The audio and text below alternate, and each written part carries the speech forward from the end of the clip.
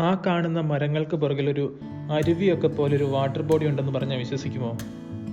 ഉണ്ടെന്ന് മാത്രമല്ല, ഈ നിരപ്പിൽ നിന്ന് ഏകദേശം 80 അടി താഴെയാണ് അത് ഒഴുകുന്നത്.